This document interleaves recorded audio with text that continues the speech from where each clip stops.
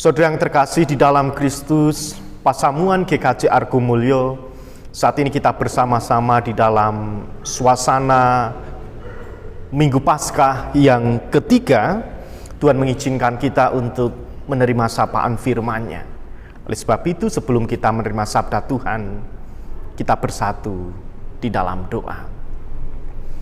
Kami bersyukur ya Allah, di dalam suasana sukacita Paskah yang ketiga ini Tuhan tetap mengasihi dan akan terus memberkati kami. Jika sebentar Tuhan akan menyapa kami melalui firman-Mu, bersabdalah ya Allah, karena kami siap untuk mendengarkan. Di dalam Kristus Sang Sumber Sabda yang hidup, kami berdoa. Amin. Firman Tuhan di Minggu Paskah saat ini terambil di dalam Injil Lukas pasal 24 ayat 36 sampai ayat 48. Demikianlah sabda Tuhan. Dan sementara mereka bercakap-cakap tentang hal-hal itu, Yesus tiba-tiba berdiri di tengah-tengah mereka dan berkata kepada mereka, "Damai sejahtera bagi kamu." Mereka terkejut dan takut dan menyangka bahwa mereka melihat hantu. Akan tetapi ia berkata kepada mereka, "Mengapa kamu terkejut dan apa sebabnya timbul keraguan-raguan di dalam hati kamu?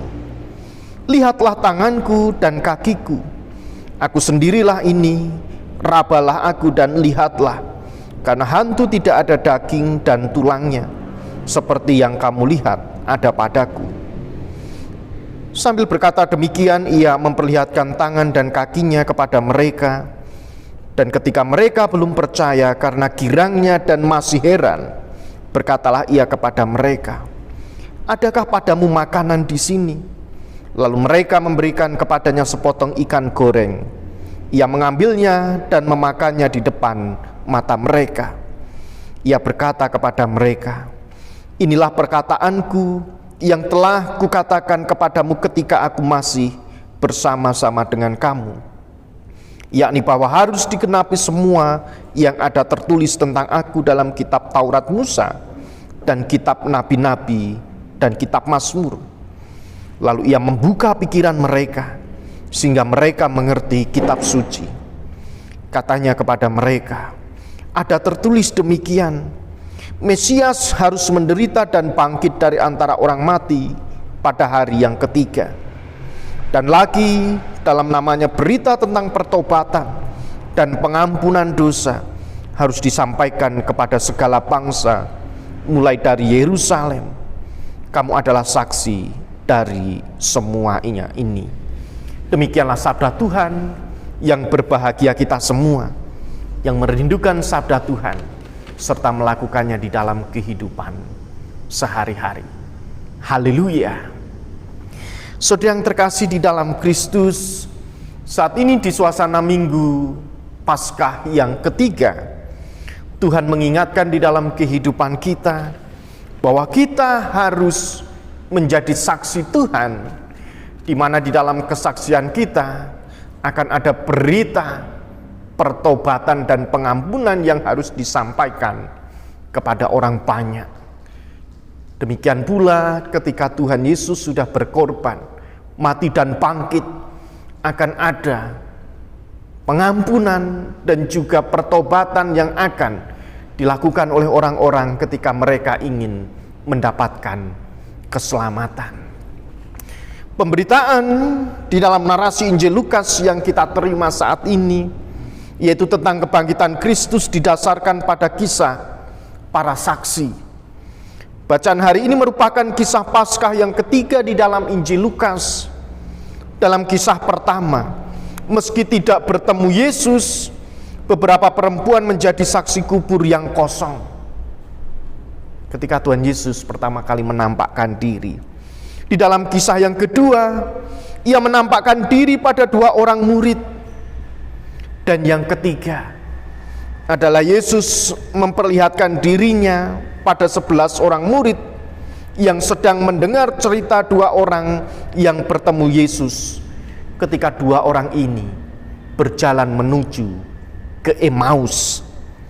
Para murid terkejut dan takut ketika melihat Tuhan Yesus tiba-tiba hadir di tengah-tengah mereka ketika mereka sedang bercakap-cakap. Tampaknya mereka tidak pernah berharap atau bahkan lupa bahwa Yesus akan bangkit dan hidup. Namun mereka kemudian menjadi girang dan heran, meskipun di dalam hati mereka belum sepenuhnya paham akan kebangkitan Kristus.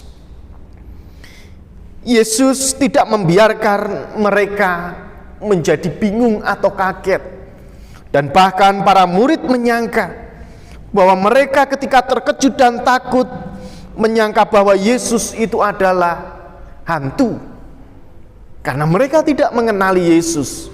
Ada sosok yang baru yang muncul menampakkan diri di hadapan mereka. Para murid menganggap bahwa Yesus adalah hantu.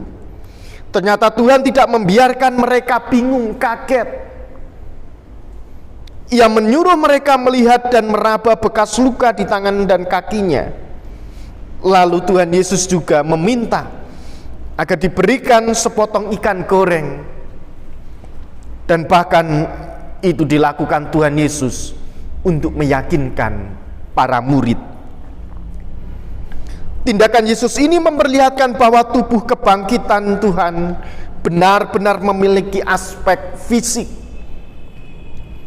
Kebangkitan Tuhan Yesus adalah kebangkitan manusia seutuhnya, yakni melibatkan tubuh yang berdaging dan bertulang.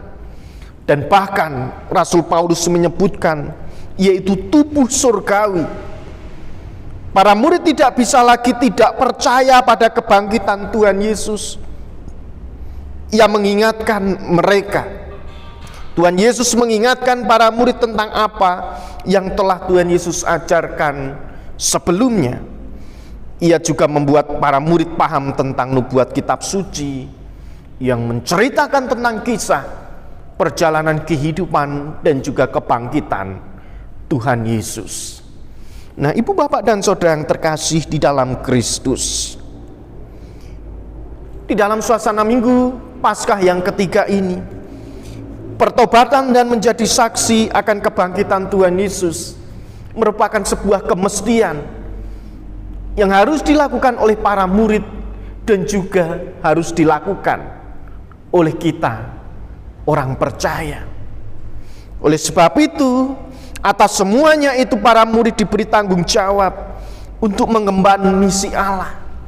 Dan kita pun juga diberikan tugas dan tanggung jawab untuk melaksanakan misi Allah dengan menjadi saksi yang memberikan pertobatan dan pengampunan kepada segala bangsa. Kepada segala bangsa berarti kepada semua orang. Kita harus menceritakan tentang kebangkitan Kristus agar ada pertobatan dan pengampunan yang dilakukan oleh manusia. Saudara yang terkasih di dalam Kristus, menjadi saksi Kristus sesungguhnya bukan sekedar tugas atau kewajiban saja. Sebagai orang yang sudah berjumpa dengan Kristus dan menerima keselamatan dari Tuhan, kita juga terdorong berbagi akan sukacita. Kita terdorong akan berbagi tentang kebahagiaan Paskah yang sudah dilakukan Tuhan Yesus untuk memberikan keselamatan bagi dunia ini.